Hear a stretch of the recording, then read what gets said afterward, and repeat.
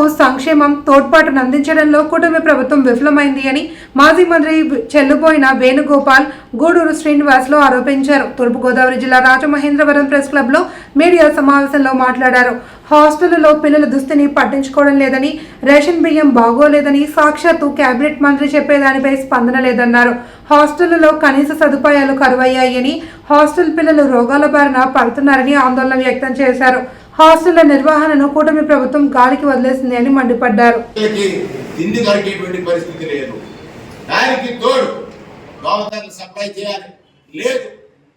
అక్కడ ఉన్నటువంటి మరుగుదొడ్లు శుభ్రపరచాలి, లేకపోతే నిర్మాణం చేయాలి. లేదు, హైకోర్టులు సుప్రీంకోర్టు ఇవాళ అక్షంతలు వేసింది ప్రభుత్వానికి. ఏంటి ఈ వ్యవస్థ?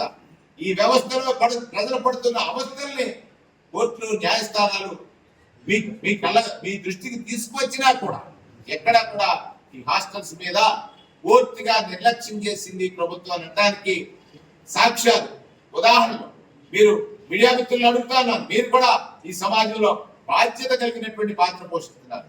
హాస్టల్ విజిట్ చేయండి. ఈ ప్రభుత్వం ఏం చేస్తుందనేటువంటి పిల్లల్ని అడిగే తెలుసుకోండి. హాస్టల్లో ఉన్నటువంటి వసతులు చూడండి.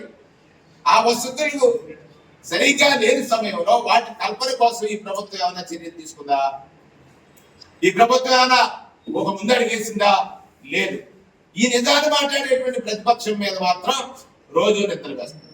ఎందుచేత నేను అడుగుతున్నానంటే, గతంలో జగన్మోహన్ రెడ్డి గారు నాడు నేడులో హాస్టల్ అన్ని బాగు చేయాలని ప్రయత్నం చేశారు. పాఠశాలలన్నీ కూడా బాగు చేస్తారు. సుమారు 3700 పైచిలుక హాస్టల్స్ ఉన్నాయి.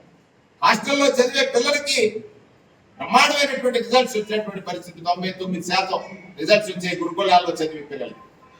కానీ ఇవాళ మన సమస్యలతో సతమతమైపోతే చదువుని ఎలా అభ్యసిస్తారు? ఆ సమస్యల్ని పరిష్కరించాల్సింది ఎవరు?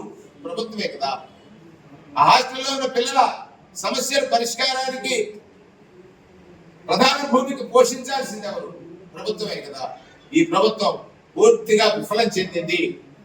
ఎవరైతే ఎస్సీలు ఉన్నారు, ఎస్టీలు ఉన్నారు, బీసీలు ఉన్నారు, మైనారిటీలు ఉన్నారు, వారి యొక్క జీవన ప్రమాణాల పెంపు కోసం ఈ ప్రభుత్వం ఎక్కడా కూడా చర్యలు చేపట్టలేదు. జరుగుతున్నటువంటి గత ప్రభుత్వం చేసిన సంక్షేమానికి సంబంధించిన అంశాన్ని కూడా ఈ ప్రభుత్వం పక్కన పెట్టేయడం వల్ల జీవన ప్రమాణాలు పడిపోయి పేదవాడు మరీ పేదవాడిగా ఎదుగుదలకి అందరంత దూరంగా వాటి జీవితాలు ఉన్నాయనేటువంటిది స్పష్టమైనటువంటి అంశంగా సందర్భంగా మనం చేస్తూ ప్రభుత్వంలో ఉన్నటువంటి పెద్దలందరినీ నేను కోరుతా ఉన్నాను, ముఖ్యమంత్రి గారిని కోరుతా ఉన్నాను. అయ్యా, మీరు సింగపూర్ వెళ్తారు ప్రజలు మోసం చేయడానికి. గతంలో ఒక ఫెయిల్యూర్ మోడల్ తీసుకొచ్చారు. ఆ సింగపూర్ మీరు ఎవరైతే మీ మిత్రుడు అనుకున్నాడో ఈశ్వరన్ గారిని సింగపూర్ కోర్టులు దోషిగా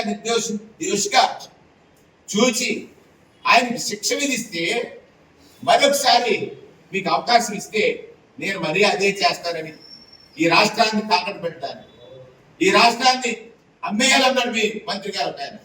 అంటే ఒక్కొక్క అంశం తీసుకున్నట్లయితే రాష్ట్ర ప్రజల్ని అత్యంత దారుణంగా వంచింది ఈ తెలుగుదేశం పార్టీ. దానికి సహాయంగా జనసేన, సహాయంగా భారతీయ జనతా పార్టీ, ఈ 3 పార్టీలు. ఇది వాస్తవం అనేటువంటి విషయాన్ని మీ అందరి దృష్టి మీ ద్వారా ఈ రాష్ట్ర ప్రజానీకానికి తెలియజేయాలనేటువంటి విషయాన్ని సందర్భంగా మనం చేస్తూ ప్రధానంగా నేను అడుగుతున్నాను చంద్రబాబు నాయుడు గారిని. మీరు ఈ ప్రభుత్వంలో ఆ కార్యం జరుగుతున్నప్పుడు ఈ ఉరి ఎవరికి తీయాలి? తెలుగుదేశం నాయకుడు అందులో ఉన్నాడో గుర్తిస్తారా? తీయండి. మరి గంజాయి గురించి మాట్లాడారు, గంజాయి సాగు పరిగెట్టారంట. అంటే గతంలో తప్పు చేశారా గంజాయి సాగు? గంజాయి సాగు జరగట్లేదని మీరు చెప్తున్నారు. కరెక్ట్. గంజాయి హైటెక్. ఇవాళ పొద్దున్నే పేపర్ చూశాను నేను. చాక్లెట్ రూపంలో గంజాయిని పట్టుకున్నారు విజయవాడ. అంటే మీరు టెక్నాలజీని వాడి గంజాయిని అమ్ముతున్నారు. ఈ ప్రభుత్వమే కదా. మరి దీనిలో ఎవరు తీయాలి? ఈ ప్రభుత్వ వైఫల్యం కాదా? మీరు మాటల వరకే తప్ప చేతల్లో ఎక్కడా కూడా ప్రజల అవసరాలకు కానీ ప్రజలకు సంబంధించిన అంశాల మీద కానీ చిత్తశుద్ధి లేనటువంటి వాళ్ళు అధికారం కోసం ఎన్ని అబద్ధాలైనా ఆడేస్తారు. అబద్ధాన్ని ఎక్కడ అదుపు లేక మాట్లాడతారు. నేను అడుగుతున్నా బుచ్చి చౌదరి గారు, మీకు వయసు పెరిగింది, ఆశ కూడా పెరిగింది. చివరి కాలంలో మంత్రి చేయాలనో లేదా ఇంకో ఏదో పదవి చేయాలనో కోరిక పెరిగింది. కానీ ఇంతకాలం మీరు పోషించారు కదా పెద్ద మనిషిని, ఆ భాషని గురి తీయడానికి మీకేమి న్యాయమూర్తులు కాదు. గురి తీయడానికి అంటే నింద వేసేయచ్చు. ఏ బ్రాండ్ ఉంది? మీరు ఎందుకు అమ్మారు? మీరు జూన్లో ప్రభుత్వం ఏర్పడిన తర్వాత అక్టోబర్ వరకు అదే పాలసీని ఎందుకు కొనసాగించారు? స్పూరియస్ లిక్కర్ అంటున్నారు. ఏ డిస్టిలరీలో తయారైంది? ఆ డిస్టిలరీని ముయ్యండి. ఎన్ని డిస్టిలరీలు మూసారు మీరు? జగన్మోహన్ రెడ్డి గారు ఏమైనా డిస్టిలరీస్ పెట్టాడా? ఆయన ఏమైనా ముందు తయారు చేశాడా? అంటే ప్రజలకు చెప్పేస్తే నమ్మేస్తారు కనుక నీ ఇష్టానుసారం ప్రచారం చేశారు. ఏ బ్రాండ్ అంట? ఏ బ్రాండ్? భూమి ఎవరు తెచ్చారు? మీరే కదా. ప్రెసిడెంట్ మెడల్ ఎవరు తెచ్చారు? మీరే కదా. ఏదైతే ఇవాళ ఈ ప్రభుత్వం అంటే ప్రజలకు ఆశ చూపి 99 రూపాయలకు వస్తుంది, పదే మాట్లాడతారు. జగన్మోహన్ రెడ్డి గారు విధ్వంసం చేశారు. విధ్వంసం అనేటువంటి పదానికి అర్థం ఏమిటి? నేను 2014లో అధికారంలో రావడం కోసం నాకు అనుభవం ఉందని చెప్పారు. అధికారంలోకి వచ్చారు. ఆనాడు విభజన చట్టంలో ఈ రాష్ట్రానికి ప్రత్యేక తరగతి హోదా ఇస్తానని ఆనాడు కేంద్ర కేబినెట్ చెప్పింది.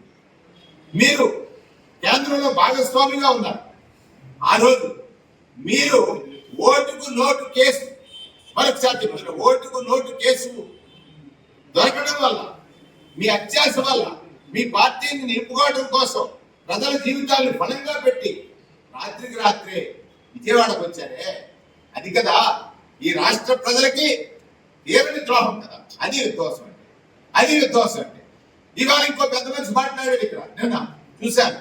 పోలవరం స్వర్గీయ రాజశేఖర రెడ్డి గారి కలల సాకారం.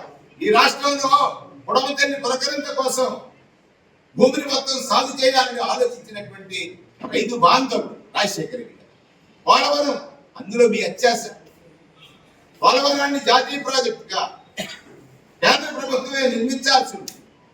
ఏదైతే పోలవరానికి సంబంధించిన R&R ప్యాకేజ్ ఏదైతే ఉందో దానికి సంబంధించిన నిధులు విడుదల చేస్తే R&R చేయలే, కేవలం 20% కూడా చేయలే.